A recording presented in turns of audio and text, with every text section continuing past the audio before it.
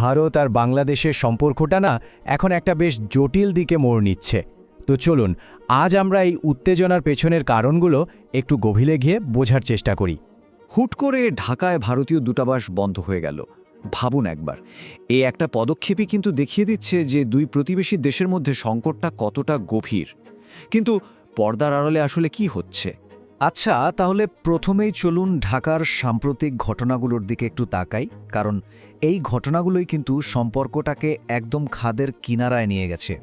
কিছুদিন আগেই তো ঢাকার ভারতীয় দূতাবাসের বাইরে তুমুল বিক্ষোভ হলো, আর এই বিক্ষোভের ফলেই কিন্তু দুই দেশের মধ্যেকার উত্তেজনা একটা একেবারে নতুন আর সত্যি বলতে বেশ উদ্বেগজনক একটা পর্যায়ে চলে গেছে।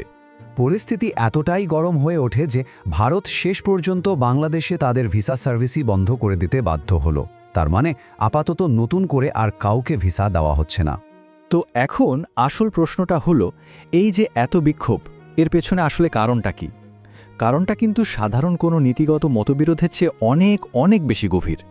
দেখুন, যারা বিক্ষোভ করছেন তারা কিন্তু একটা বেশ বড়সড় রাজনৈতিক আন্দোলনের অংশ, আর তাদের মূল অভিযোগটা হলো ভারত নাকি বাংলাদেশের ভেতরের রাজনীতিতে নাক গলাচ্ছে। বেশ গুরুতর অভিযোগ, তাই না? আর এই আগুনে ঘি ঢালছেন হাসানাত আবদুল্লার মতো রাজনীতিবিদরা। ভাবা যায়, তাদের দল খোলাখুলি বলছে যে ভারতের উত্তর পূর্বাঞ্চলকে নাকি বিচ্ছিন্ন করে দিতে হবে। একেবারে চরমপন্থী একটা ডাক বলাই বাহুল্য। আসলে কি হচ্ছে জানেন, এই যে একটা আক্রমণাত্মক ভাব, এটাকে একটা রাজনীতিক হাতিয়ার হিসেবে ব্যবহার করা হচ্ছে। সোজা কথায়, দেশের মধ্যে যে ভারত বিরোধী মনোভাবটা বাড়ছে সেটাকে কাজে লাগিয়ে নিজেদের জনপ্রিয়তা বাড়ানোর চেষ্টা আর কি। কিন্তু প্রশ্ন হলো, এই ভারত বিরোধী কথাবার্তাগুলো এত পাত্তা পাচ্ছে কেন? মানুষ কেনই বা শুনছে?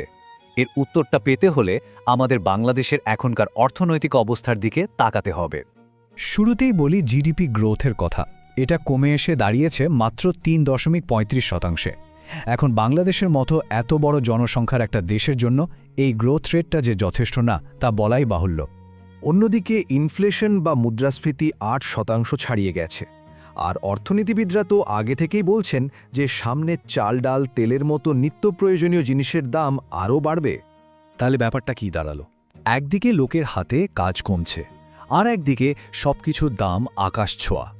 ঠিক এই রকম একটা সময়ই কিন্তু এই ভারত বিরোধী স্লোগানগুলো মানুষের মনোযোগ আসল সমস্যা থেকে সরিয়ে দেওয়ার জন্য একটা দারুণ কার্যকরী অস্ত্র হয়ে ওঠে।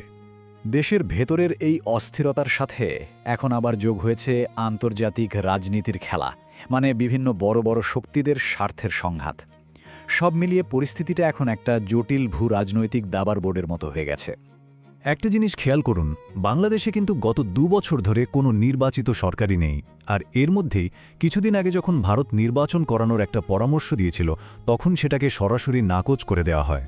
ব্যাপারটা আরও জটিল হচ্ছে, কারণ একদিকে আমেরিকা সরাসরি বর্তমান উপদেষ্টা মোহাম্মদ ইউনূসকে সমর্থন দিচ্ছে, আবার অন্যদিকে বাংলাদেশ আস্তে আস্তে চীনের নেতৃত্বাধীন একটা আঞ্চলিক জোটের দিকে ঝুঁকে পড়ছে।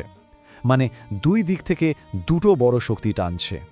তো সব মিলিয়ে এখন প্রশ্নটা হলো, বাংলাদেশের ভবিষ্যৎ কি? আর ভারত বাংলাদেশ সম্পর্কেরই বা কী হবে? তাহলে দেখুন, একদিকে দেশের ভেতরে রাজনৈতিক ক্ষোভ, অন্যদিকে মারাত্মক অর্থনৈতিক চাপ, আর তার উপর আন্তর্জাতিক ক্ষমতার টানাটানি। এই সব কিছু মিলিয়ে মিশে কিন্তু একটা সাংঘাতিক বিস্ফোরক পরিস্থিতি তৈরি হয়েছে। বাংলাদেশ এখন সত্যিই একটা খুব গুরুত্বপূর্ণ মোড়ে দাঁড়িয়ে। আগামী দিনে তারা কোন পথে এগোবে তার উপর কিন্তু শুধু বাংলাদেশের নয়, বরং পুরো অঞ্চলের শান্তি আর স্থিতিশীলতার ভবিষ্যৎ নির্ভর করছে।